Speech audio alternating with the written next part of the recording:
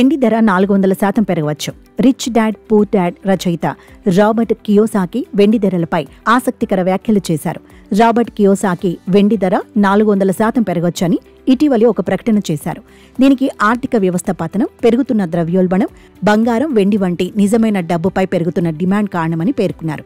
బంగారం, వెండి, బిట్కాయిన్ల వంటి ప్రత్యామ్నాయ ఆస్తులలో పెట్టుబడులు పెట్టాలని ఆయన తన అనుచరులకు సూచిస్తున్నారు. ప్రస్తుతం బంగారం, వెండి ధరలు ఆకాశాన్నంటుతున్నాయి. తులం బంగారం ధర ₹1,00,000 దాటేసింది. ఇక కిలో వెండి ధర విషయానికొస్తే అది కూడా 1,00,000 ఎప్పుడూ దాటేసింది. వెండి ధర గురించి రాబర్ట్ కియోసాకి ఒక ప్రధాన అంచనా వేశారు. వెండి ఇప్పుడు కిలోకు 1.10 లక్షలకు చేరుకుంది. కొన్ని ప్రాంతాల్లో అయితే 1.20 లక్షలుగా ఉంది. ప్రస్తుత పారిశ్రామిక డిమాండ్, ఆర్థిక పరిస్థితులు మరియు సాంకేతిక పురోగతి కారణంగా వెండి ధర మరింత పెరుగుతుందని అంటున్నారు.